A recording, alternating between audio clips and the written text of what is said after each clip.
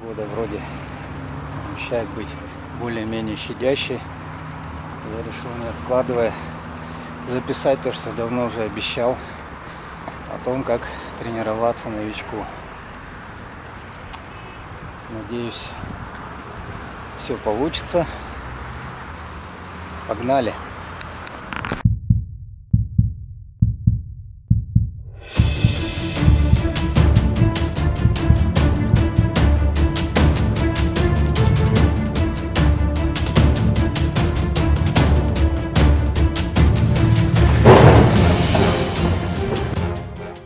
Итак, ребятки, как оказалось, по дороге, пока сюда ехал, ветер очень сильно встречный. И несмотря на ветрозащиту на камере, было бы все равно плохо слышно, поэтому решил остановиться.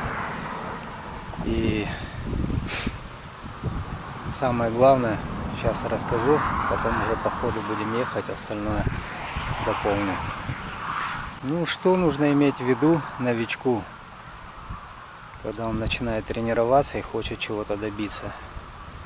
Прежде всего, должен быть план. Если у вас есть план, во-первых, у вас есть мотивация. Если у вас есть какая-то ответственность, хотя бы перед самим собой, то вы будете вставать, заставлять себя ходить на улицу с велосипедом и делать то, что написано в плане. Если у вас его нет, ни о какой регулярности речи не может быть. Тренируясь от случая к случаю, еще никто не добивался каких-либо значительных успехов. Номер один – это наличие плана. Второе. Лучший план – это тот, который вам составит индивидуально для вас, учитывая все ваши потребности, все ваши возможности, все ваши физические кондиции, даже вплоть до режима работы и так далее. Тот план, который составит для вас тренер. Но если у вас такой возможности нет по какой-то причине заниматься у тренера, то надо хотя бы самому себе составить план и максимально придерживаться его и заниматься. Теперь вкратце о том, что вообще такое план тренировок, что из себя представляют те упражнения, которые обычно велосипедисты выполняют на тренировках.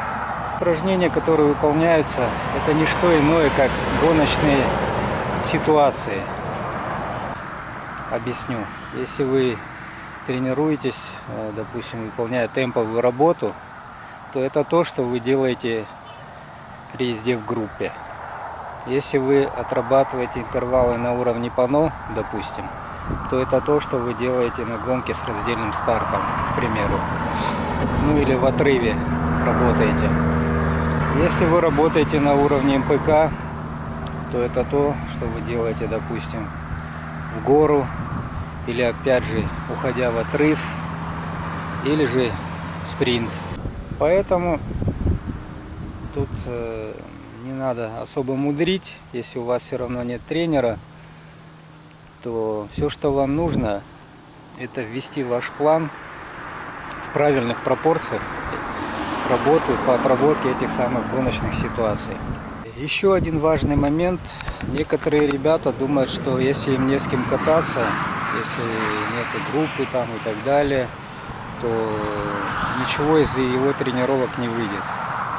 Это неверно, по крайней мере частично. 80% своего тренировочного времени велосипедист должен работать сам, один.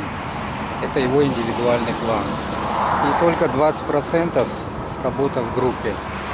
И это только для того, чтобы научиться просто ездить в группе, сидеть на колесе, перестроения какие-то уметь делать и так далее. То есть то, что реально пригодится, когда вы будете ехать на гонке уже в группе. Все же остальное время, то есть практически 80%, это должна быть ваша индивидуальная работа. Это темповые тренировки и, как говорится, интервалы наше все. Также многие новички совершенно не берут в расчет восстановление. Надо понимать, что вы становитесь сильнее не тогда, когда упражняетесь, а когда восстановитесь. есть после того, как вы восстановились, ваш организм адаптировался к этим нагрузкам, и тогда вы стали сильнее. А пока вы упражняетесь, вы становитесь слабее, скорее. Поэтому надо достаточно времени уделять восстановлению. Сколько для этого времени понадобится именно вам, я сказать не могу, это только опытным путем. То есть у каждого свой организм, кто-то дольше восстанавливается, кто-то меньше, быстрее. Поэтому это все методом подбора надо решать, но восстанавливаться надо обязательно до конца, чтобы вы все время не работали на пределе с забитыми мышцами, иначе это мало того, что не приведет вас к хорошим последствиям, но можете еще и травмироваться. Еще один тренировочный аспект – это ваше питание. Некоторые думают, что можно продолжать так же питаться и при этом тренироваться. Если ваше питание до этого было правильным, то в принципе можете и дальше продолжать так же питаться, лишь увеличив немного калорийность и количество углеводов. Но если вы питались всякими там колбасами, какими-то сникерсами, там чипсами и прочей вот этой вот мусорной едой, то это все надо отбросить. Как правильно питаться, я думаю, мы сделаем отдельное видео на эту тему. Если есть к этому интерес, пишите в комментариях, чтобы я знал. Ну и напоследок из самого важного – это сон. Сном тоже пренебрегать нельзя. Если вы привыкли ложиться после полуночи и потом спать до 8 часов, то вряд ли, даже при хорошем тренировочном плане, вы добьетесь нормальных успехов. Желательно ложиться хотя бы за час до полуночи, потому что именно с 10 до 3 часов наибольшее количество гормонов мелатонина выделяется в организме, а этот гормон необходим вам для восстановления. То есть, если его недостаточно, то вы и не восстановитесь. Как бы вы ни отдыхали, как бы вы там не массировались и хорошо не питались, если у вас не будет восстановительного процесса во сне достаточно длинного, то полноценного восстановления не будет. Поэтому сон – это тоже одно из важных вещей. Не пренебрегайте.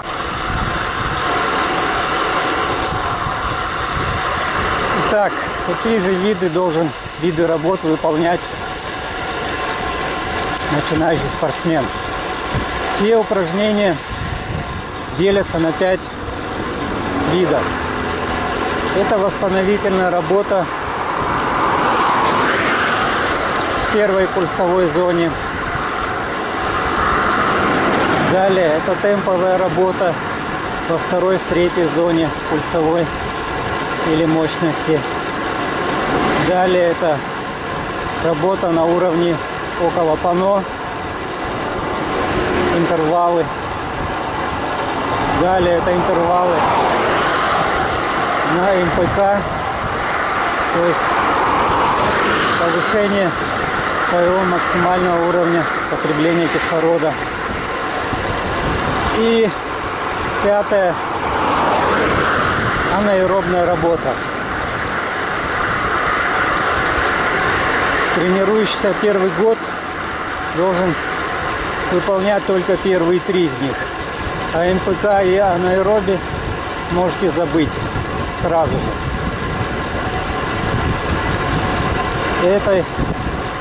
И этими упражнениями при неподготовленном организме сердечно-сосудистой вы можете себе только навредить.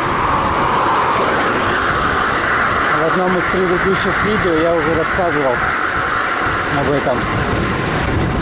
Итак, восстановительная работа в первой пульсовой зоне. Она, как уже понятно из названия, наверное, нужна для восстановления. От 30 минут, до часу достаточно. Далее, что из себя представляет темповая работа? Это то, что вы делаете обычно в гонке, сидя в группе. Это работа во второй и в третьей пульсовых зонах. То есть вторая зона — это вы сидите в группе, третья зона — это вы ходите поработать. Ну вот. Значит, темповая работа может быть от 1 часа и до 5 часов, в принципе, во второй зоне. Это нормально. Ну, по сути, это объемная работа. Работа на улучшение вашей выносливости. Ну и, наконец, интервалы на уровне пано.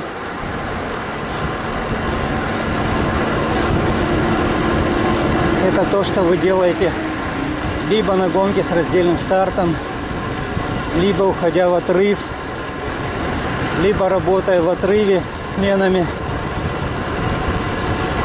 Так называемая вертушка. Вот. Ну еще в других ситуациях гоночных. Это уже после того, как вы накатаете с начала сезона 1002-3, не раньше. На второй, тем более на третий год, вам уже будет достаточно для вкатки 1000, 1500, ну максимум 2000 накатать, и ваша сердечно-сосудистая уже будет готова к работе на пано. Что касается МПК,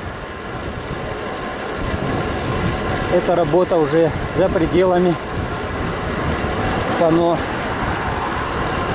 И это короткие интервалы, где-то в пределах от 2 до 8 минут, как правило. И это тяжелая работа, от которой ваша сердечно-сосудистая еще не готова, если вы тренируетесь первый год-два. А обычно это уже на третий год такая работа идет. Ну и анаэроб, понятное дело, это ваш максимум, то, что вы можете выжать из себя. Это очень короткие, от 30 секунд до 3 минут интервалы. Ну, с темповой работой, я думаю, все понятно. Немножко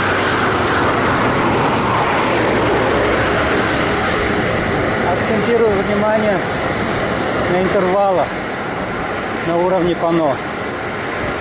Начинать лучше с интервалов, где-то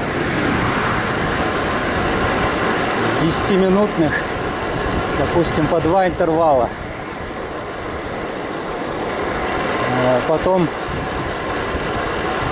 можно сделать, допустим, лесенку 5, 10, 15 с перерывами там в 5-10 минут. То есть как определить, до сколько вам достаточно в перерыве времени. Ваш пульс должен вернуться в первую зону. Если он опустился до первой зоны, все, в принципе, это время вам достаточно. Можете дальше продолжать делать интервал следующий.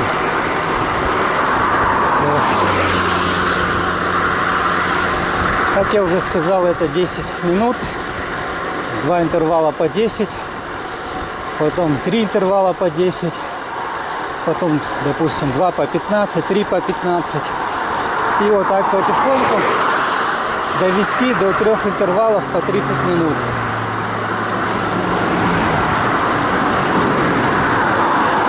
И этого, в принципе, достаточно.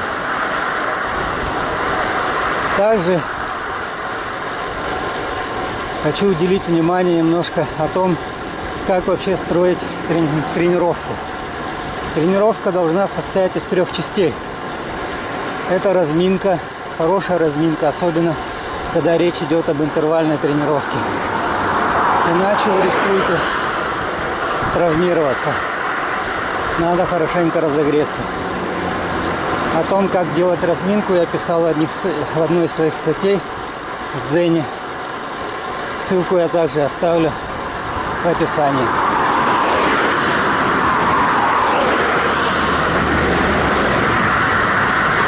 потом основная работа, и в конце обязательно должна быть заминка или закатка, докатка, как хотите называйте. Минут 10 хотя бы. Просто в первой зоне, в первой-второй зоне поболтать ногами. Постройте свою тренировку так, чтобы у вас осталось после основной работы еще время, пока вы доедете до дома, на вот такую вот закатку.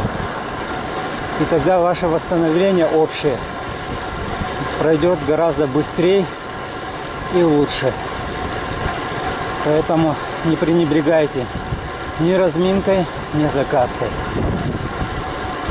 Во время тренировки нужно, естественно, питаться, и не сникерсами, а желательно углеводными батончиками, гелями, что для вас доступно, что-то содержащее как быстрые углеводы, так и медленные.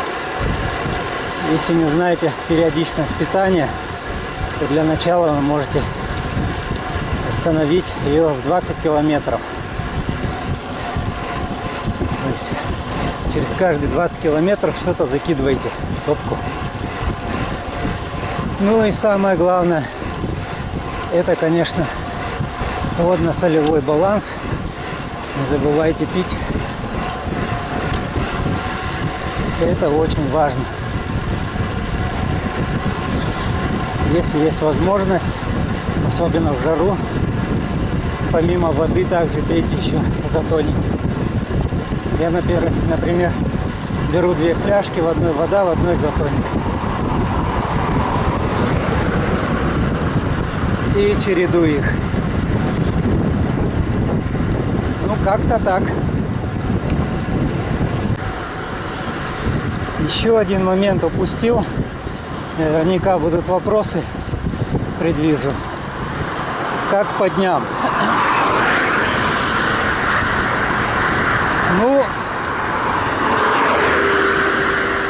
как по моему личному опыту, наиболее универсальный такой график тренировок — это вторник, четверг, суббота, воскресенье. Вторник, четверг — это, ну, на час-полтора темповая тренировка. Обычно люди работают, поэтому больше времени и трудно найти. Вот. В субботу хорошую тяжелую тренировку, тоже либо темповую, либо интервальную. Ну и в воскресенье такой объемчик часа на 2, на 3 будет нормально. Во второй зоне где-то такая объемная закатка. То есть в понедельник вы полностью отдыхаете. В среду можно покататься полчасика восстановительного. В пятницу то же самое. Ну и дальше по графику. Предвижу также вопрос, какое лучшее время для тренировок. Лучшее время, ребята, это тоже вещь, конечно, индивидуальная сугубо, но в большинстве случаев это утренние часы. Если вы начинаете работу часов с 10 где-то, то вам крупно повезло. Вы вполне можете с утра и выспаться, и успеть потренироваться, и на работу не опоздать. Но если вы работаете с 8, тогда уже вряд ли утром получится, если только по ходу езды на работу. Тогда уже только вечерние часы. Как-то так.